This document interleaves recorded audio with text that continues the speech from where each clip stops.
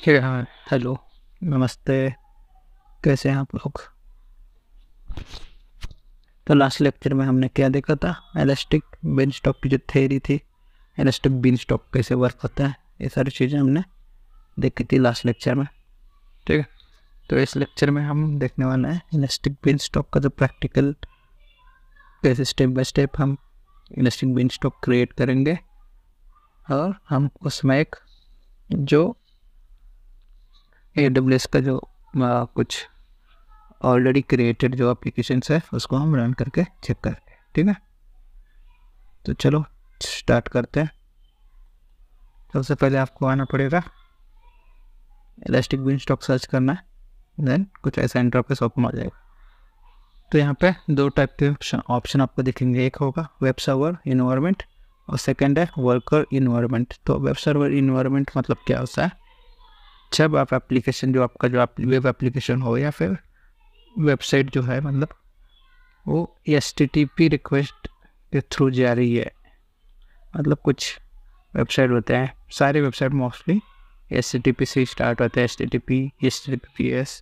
तो ये प्रोटोकॉल्स होते हैं, ये प्रोटोकॉल के अकॉर्डिंग वो रन करते हैं। तो जितने भी वेबसाइट या फिर वेब एप्लीकेशन होते हैं वो सारे अगर रन करना है तो हम वेब सर्वर इन्वायरमेंट सेलेक्ट करेंगे इन इलास्टिक बीन स्टॉक। ठीक है, अब वर्कर इन्वायरमेंट मतलब क्या? आपको कुछ वर्क है जिसमें आपको ऑन डिमांड मतलब जब आपको शेड्यूल करना है, आपको आज आपको जो टास्क है, आज आपको टास्क पूरा करना है, कल टास्क पूरा करना है। लाइक डॉकर जो होता है, डॉकर में हम शेड्यूल वाइज हम अपने जो जितने भी एप्लीकेशन के रिलेटेड जो प्रोसेस है वो सारे हम शेड्यूल वाइज प्रोसेस करते हैं। तो वहाँ पे वर्कर इन्वायरमेंट हम मतलब ये सारी चीज़ें जो होगी वो वर्कर इन्वायरमेंट वो उस पर होंगी। तो ऐसा कुछ अगर आपका वर्क है तो हम जाएंगे सेकंड वर्कर इन्वायरमेंट। तो अभी तो हमको जावा वेब एप्लीकेशन हमको रन करना है, तो हम जाएंगे फर्स्ट वेब सर्वर इन्वायरमेंट को सिलेक्ट करते हैं। ठीक है, एप्लीकेशन नेम आप कुछ भी दे सकते हो। फॉर एग्जांपल मैं यहाँ पे देता हूँ टेस्ट 1। टैग्स जो होते हैं, टैग मोस्टली यूज होते हैं ट्रैक करने के लिए। मतलब हमने जो इलास्टिक बीन स्टॉक बनाया है वो किस पर्पज़ के लिए बनाया है, ये आपको खुद को मतलब ट्रैक रहने के लिए, या फिर आपको जो कोलीग होते हैं या फिर आपको जो न्यू ज्वाइन होते हैं सब लोगों को समझ में आ जाएगा कि ये जो पर्टिकुलर बीन स्टॉक जो बनाया है किस पर्पज़ के लिए बनाया है। ये सारी चीज़ें वहाँ पे आपको ट्रैक रहता है। ठीक है, तो हमको टैग तो नहीं लगाना है। ठीक है, इन्वायरमेंट नेम यहाँ पे ले लिया इसने। डोमेन क्या होता है? डोमेन आप कुछ कंपनी में काम कर रहे तो हर कंपनी का अलग अलग खुद का डोमेन नेटवर्क होता है, जिसके कारण आप अपना जो डेटा हो रहा है सारा सब कुछ सिक्योर कर सकते हो, एक दूसरे के साथ कनेक्टेड रह सकते हो बाय यूजिंग डोमेन। ठीक है, तो अभी के लिए हमारे पास डोमेन नहीं है तो हम इसको ब्लैंक ही रख देते हैं वो। तो फिर AWS बीन स्टॉक जो है ऑटोमेटिकली एक खुद का डोमेन एक क्रिएट कर लेगा। ठीक है, तो हम यहाँ पे मैनेज प्लेटफॉर्म, यहाँ पे मल्टीपल जो है इन्वायरमेंट जो है यहाँ पे सपोर्ट करता है, प्लेटफॉर्म सपोर्ट करता है। इलास्टिक बीन स्टॉक .NET हो गया, डॉकर हो गया, गो जावा हो गया, Node.js, PHP, Python, Ruby, Tomcat, ये सारे जो प्लेटफॉर्म है बीन स्टॉक सपोर्ट करता है। तो हम सैम्पल एप्लीकेशन जावा कर लेते हैं। जैसे मैंने जावा सेलेक्ट किया तो वैसे ही इसने ऑटोमेटिकली जो प्लेटफॉर्म है उसको सिलेक्ट कर लिया। इसने क्या सिलेक्ट किया? Corota 17 running on 64 bit Amazon Linux 2023। तो इसने ऑटोमेटिकली आपके रिक्वायरमेंट के हिसाब से इन्वायरमेंट सेलेक्ट कर लिया। वर्जन भी आप, अगर आपको लगता है वर्जन चेंज करना है तो आप वर्जन भी चेंज कर सकते हो सब। ठीक है, आपके अकॉर्डिंग। तो आप कंपनी में काम कर रहे हो तो आपके पास ऑब्वियसली डेवलपर टीम जो होती है वो आपको कुछ कोड देगी जिसको हमको इलास्टिक बीन स्टॉक के ऊपर अपलोड करना होता है। अपलोड करके उसका इन्वायरमेंट क्रिएट करके देना होता है। ठीक है, तो सपोज़ आपकी कंपनी ने या आपके डेवलपर्स ने S3 जो आपका है सिंपल स्टोरेज सर्विस, तो वहाँ पे आपका कोड जो है डिप्लॉय कर रखा है ऑलरेडी। तो उसका एक यूआरएल होगा, यूनिक यूआरएल होगा, तो वो यहाँ पे हमको पेस्ट करना होता है। तो हमारी इस केस में हमारे पास कोई S3 हमने क्रिएट नहीं किया है। लोकल फाइल मतलब आपके पास जो आपका कोड है, जितना भी कोड रिलेटेड कोड या फिर डेटा है आपके सिस्टम पे अवेलेबल है, तो आप सिंपली यहाँ पे चूज फाइल करके आप इजीली उसको सिलेक्ट कर सकते हैं। ठीक है,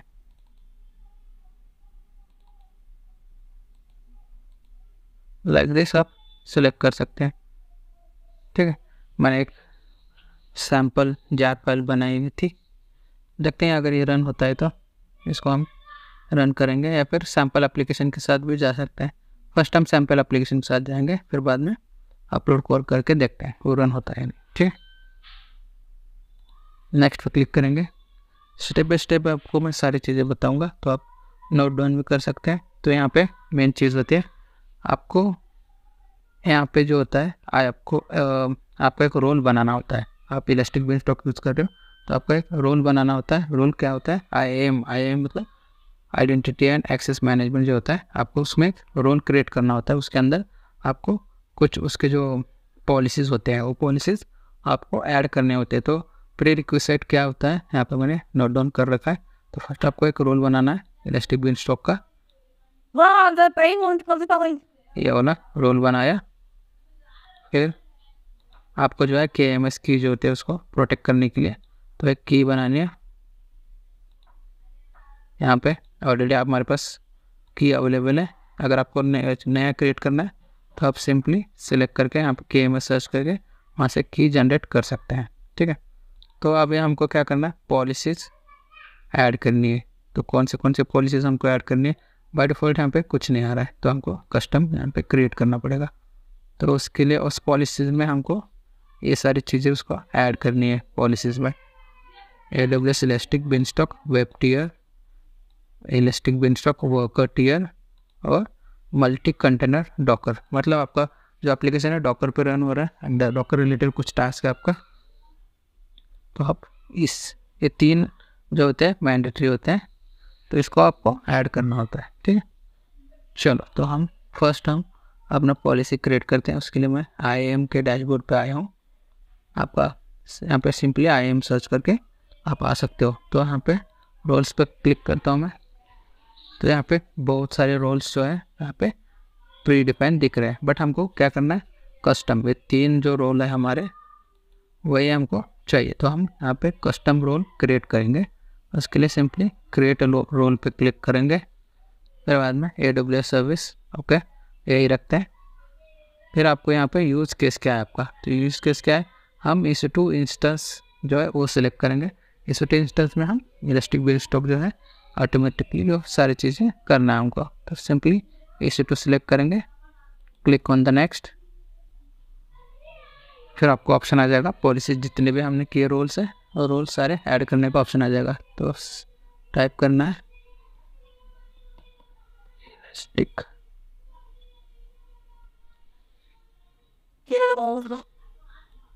ओके।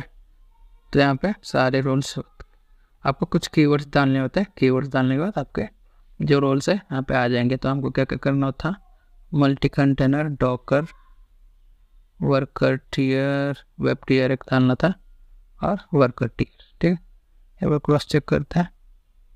ओके हो गया, हमारे रोल्स हमने 3 ऐड किए।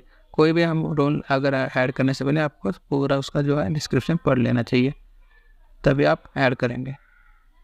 सेट परमिशन बाउंड्री, तो बाउंड्री हमको अभी कुछ सिलेक्ट नहीं करना है, सिंपली हम नेक्स्ट क्लिक करेंगे। यहाँ पे आपको एक नाम देना है, आपके जो रोल अपने क्रिएट किया उसका एक नाम देंगे, माय टेस्ट और रोल। ठीक है, कुछ भी नाम दे सकते हो रैंडम। जैसे आपने ये 3 पॉलिसीज ऐड की है उसको हमने क्या दिया, फुल एक्सेस दे दिया है। तो आप यहाँ पे देख सकते हैं जेसन फॉर्मेट में भी ये क्रिएट हो चुका है। तो उसमें क्या क्या एक बार चेक कर सकते हैं।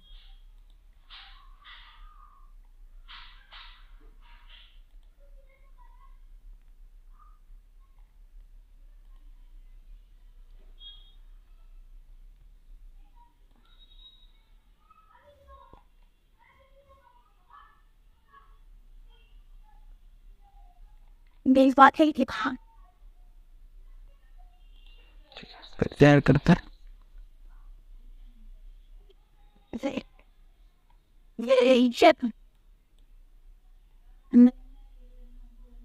ये 3 रोल हमने ऐड किए थे। नेक्स्ट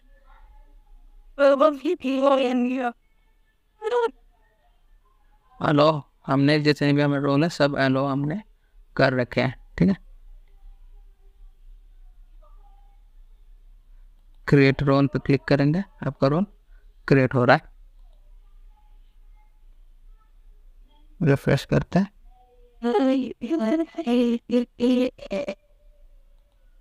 रोल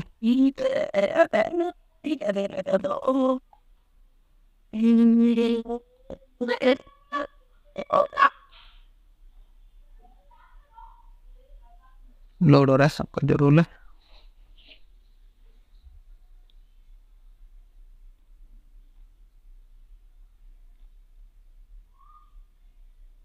माई टेस्ट रोल। ओके, अभी देखते हैं यहाँ पे अपना रोल जो है हमने क्रिएट किया वो दिख रहा है क्या।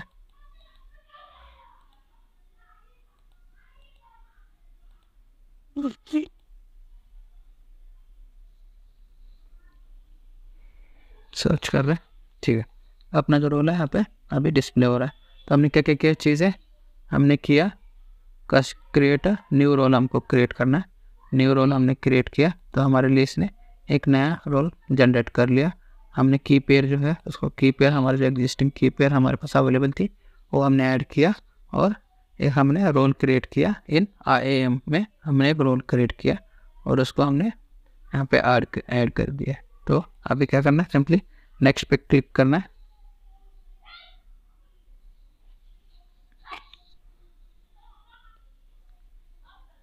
आप भी साइड बाय साइड जो है प्रैक्टिकल किया करो, जिसके कारण आपको ये सारे आइडिया आ जाएंगे। आप वीडियो देखोगे तो आपको लगेगा हाँ सर सब चीज़ें जो है इजी लगता है, लेकिन बाद में आप भूल जाते हो। ये हर किसी का यही सिचुएशन होता है। तो आप side by side note down करके प्रैक्टिकल किया करेंगे तो आपको हैंड्स ऑन एक्सपीरियंस आ जाएगा। ठीक है, थोड़ा सा लोड लेगा क्रिएट होने में।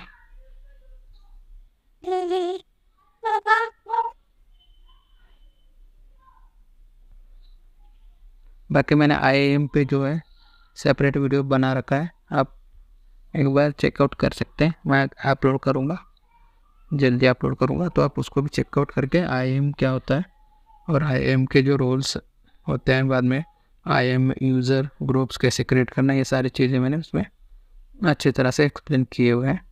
ठीक है, तो जल्दी उसको अपलोड कर देता हूँ, वो भी आप चेकआउट कर सकते हैं। तो ये आपका कॉन्सेप्ट IAM का कॉन्सेप्ट जो होता है आइडेंटिटी एंड एक्सेस मैनेजमेंट, ये भी आपका क्लियर हो जाएगा।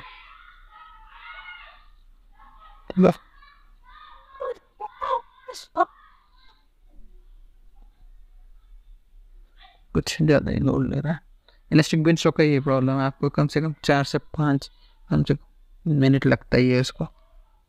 तो IAM के बारे में थोड़ा सा जानते हैं हम और थोड़ा।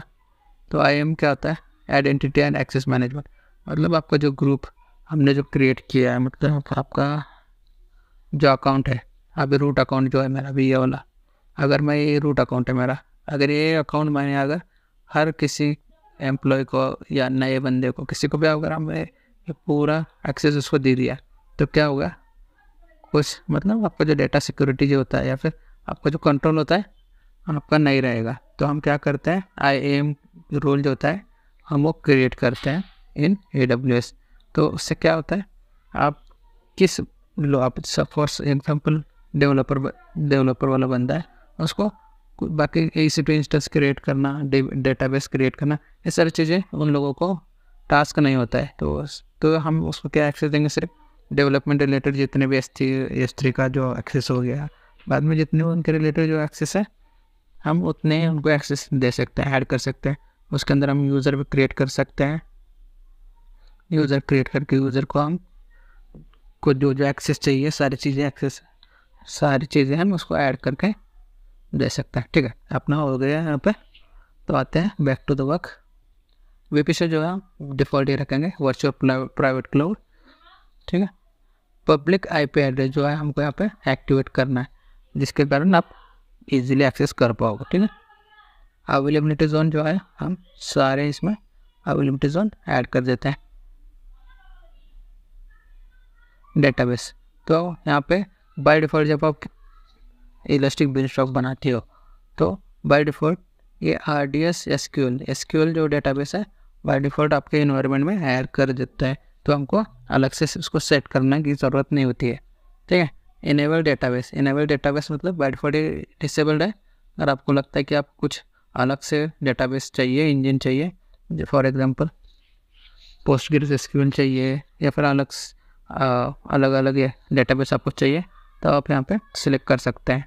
ठीक है,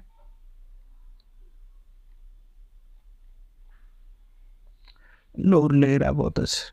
चलो, तो हमको अभी उसको डेटाबेस की कुछ ज़रूरत नहीं है, तो हम उसको डिसेबल कर देंगे। आपको सिर्फ मैं ऑप्शन दिखा देता हूँ, क्या क्या ऑप्शन आपको यहाँ पे दिखाई देंगे। ठीक है, जैसे लोड हो आपको दिखा देता हूँ, फिर हम इसको डिसेबल कर देंगे फिर से। क्या क्या चीज़ें याद रखनी है आपको इलास्टिक बिनस्टॉक में? फर्स्ट आपको एक की आपका जो होगा की जनरेट करना है आपको। सेकंड थिंग आपको एक रोल बनाना है IAM में एक रोल बनाना है। उसके अंदर आपको ये पॉलिसीज़ ऐड करनी है, 3 पॉलिसीज़ उसमें, ये जो 3 रोल है उसको ऐड करना है। ऐड करके उस रोल का आप एक अच्छा सा नाम देंगे और उसको हम यहाँ पे ऐड कर देंगे। ठीक है, अब मुझे MySQL नहीं चाहिए, मुझे PostgreSQL चाहिए या फिर ये सारी चीज़ों में से मुझे कोई और डेटाबेस चाहिए, तो हम यहाँ पे सेलेक्ट कर सकते हैं। ठीक है, तो अभी के लिए फ़िलहाल के लिए इसको डिसेबल कर देते हैं, डेटाबेस की हमको ज़रूरत नहीं है। ठीक है,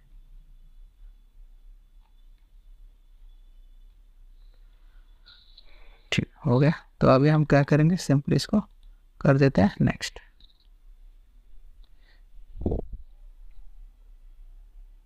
मैं डायरेक्टली स्किप रिव्यू भी कर सकता हूँ, लेकिन आपको सारे ऑप्शन दिखाने के लिए मैं यहाँ पे सब नेक्स्ट कर रहा हूँ। ठीक है, तो अगर आपको लगता है कि आपको जो वर्क रिलेटेड जो है स्पीड अप चाहिए, बहुत स्पीड चाहिए आपको, तो आप अकॉर्डिंग टू आपके जो रिक्वायरमेंट है आप यहाँ पे है जो हार्ड डिस्क या फिर आप रूट वॉल्यूम जो होता है वो भी सिलेक्ट कर सकते हैं। तो हम अभी के लिए कंटेनर डिफ़ॉल्ट के साथ ही चले जाएंगे। ठीक है,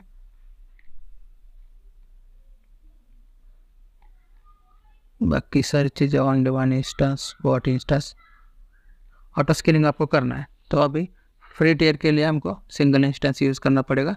जब आप लोड बैलेंसिंग करेंगे, लोड बैलेंसिंग मतलब आपका जो एप्लीकेशन है उसका थोड़ा सा जो एक्सेस का जो मतलब ज़्यादा यूज़ हो रहा है, उसके ऊपर लोड ज़्यादा आ रहा है आपके एप्लीकेशन के ऊपर, तो ऑटोमेटिकली स्केल अप, इंस्टेंस बढ़ाना, इंस्टेंस घटाना, ये सारी चीज़ें जो है लोड बैलेंसिंग करता है।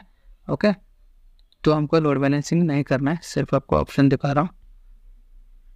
तो आपको इंस्टेंस कितने चाहिए, मिनिमम इंस्टेंस कितने चाहिए, मैक्सिमम कितने चाहिए, यहाँ पे आप सेट कर सकते हो। ठीक है, आपके वर्क के हिसाब से। तो अभी फ्री टियर के लिए हम देंगे सिंगल इंस्टेंस से ही जाते हैं। बाकी सारी चीज़ें अभी करते हैं नेक्स्ट पे क्लिक।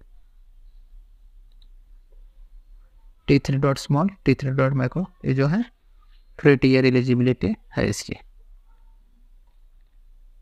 ओके, क्लाउड वॉच क्या होता है? क्लाउड वॉच मतलब हमको अपना जो इंस्टेंस हमने बनाया, ये जो इलास्टिक बिनस्टॉक हमने बनाया है उसके ऊपर आपको मॉनिटर रखना, उसका लॉग्स चाहिए, कौन सा यूज़र जो है इसके अंदर क्या कौन सा यूज़ कर रहा है, क्या ये सारी चीज़ें जो है ट्रैक रखने के लिए हम क्लाउड वॉच लगाते हैं।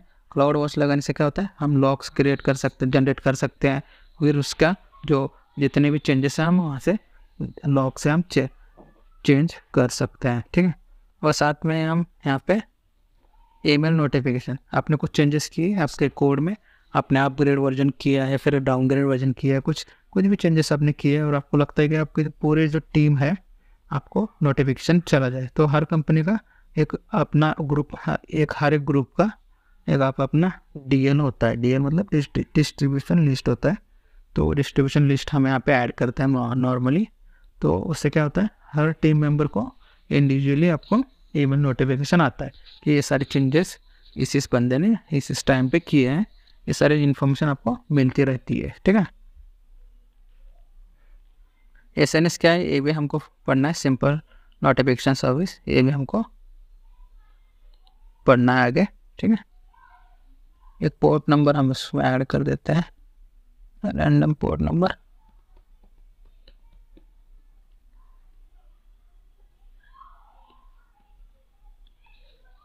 ओके, नेक्स्ट पे क्लिक करते हैं।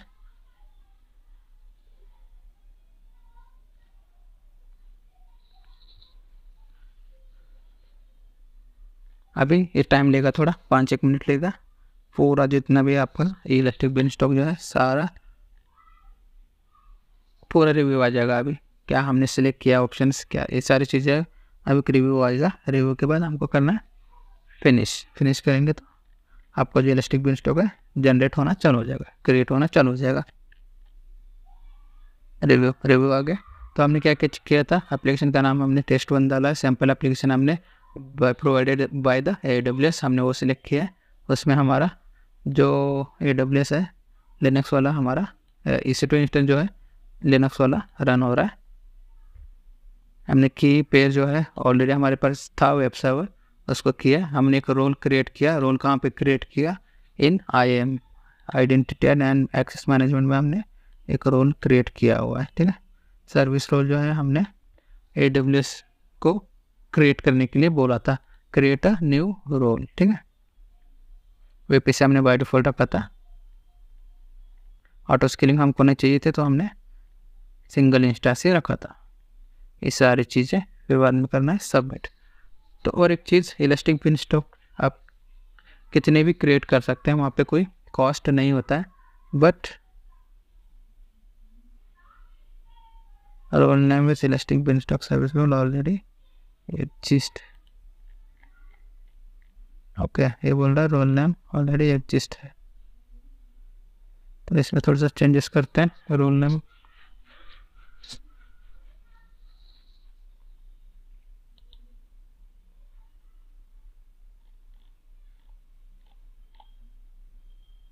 इसमें डाल देते हैं रोल 11।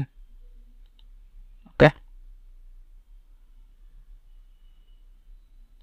स्किप टू रिव्यू कर देते हैं डायरेक्ट।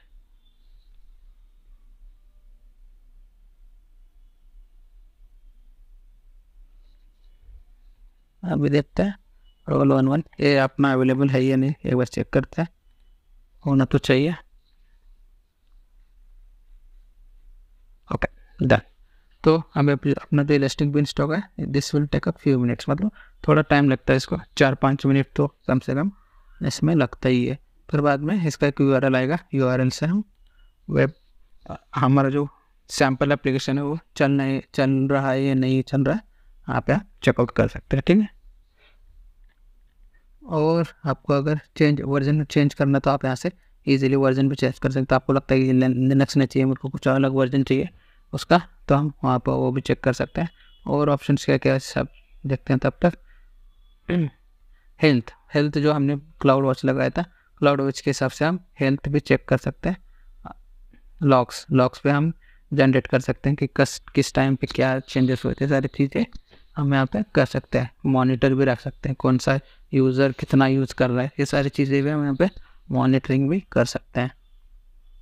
ठीक है, अलार्म्स मतलब आपने कुछ चेंजेस किए, आपके जो एप्लीकेशन है वेब एप्लीकेशन के अंदर आपने कुछ चेंजेस किए तो हम एक अलार्म पे क्रिएट कर सकते हैं। क्रिएट एंड न्यू अलार्म पे जैसे क्लिक करोगे, यहाँ पे आपको पूछेगा नेम आपका, जो आप SNS का जो नाम देना चाहते हैं, किस रिगार्डिंग आप नोटिफिकेशन देना चाहते हैं, तो सारी चीज़ें यहाँ पे ईमेल आईडी आपको ऐड करना होता है। क्रिएट SNS टॉपिक, मतलब सिंपल नोटिफिकेशन टॉपिक जो है हमको यहाँ पे क्रिएट करना है। ठीक है, अब उसको जैसे आप यहाँ पे DL नंबर जो होता है मेन ID DL वाला यहाँ पे ऐड करोगे, क्रिएट अलार्म पे क्लिक करेंगे तो आपके टीम को नोटिफिकेशन चला जाएगा। अभी भी पेंडिंग है स्टेट test1 एप्लीकेशन क्रिएट हो गया, इन पे क्रिएट हो रहा है। ओके, ठीक है, तो अपना इन्वायरमेंट जो है ओके हो चुका है। यहाँ पे लॉक्स देख सकते हैं आपने, इन्फो। अगर कुछ गलत हो जाता तो यहाँ पे क्रॉस एरर आ जाए, रेड कलर में क्रॉस एरर आ जाता। तो अपना कुछ एरर आया नहीं है, तो इसने all everything is okay. Domain name अभी डिस्प्ले नहीं हो रहा है। Okay, successfully launched. Okay, domain name भी जनरेट हो चुका है अपना।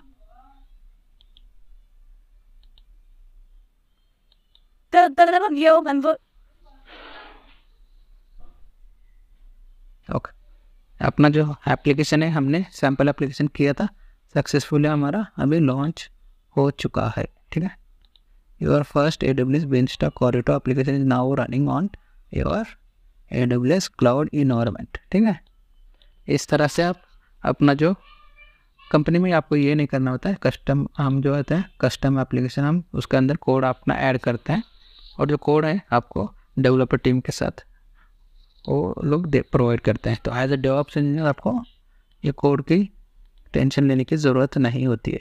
ओके, तो इस तरह से आप अपना एप्लीकेशन जो है सक्सेसफुली लॉन्च कर सकते हैं। ओके,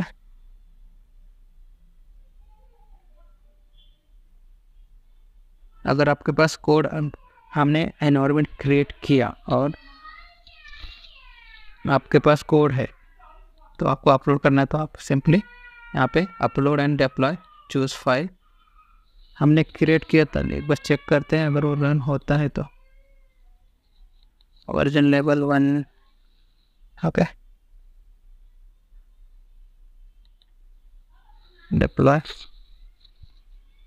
करके चेक करते हैं, अगर हुआ तो सक्सेसफुल। ठीक है, नहीं हुआ तो आपको कुछ ज़्यादा है इस सोचने की ज़रूरत नहीं होती है। आप जब आप कंपनी में काम पे जाओगे आपके पास आपका खुद का कोड भी आता है। ठीक है,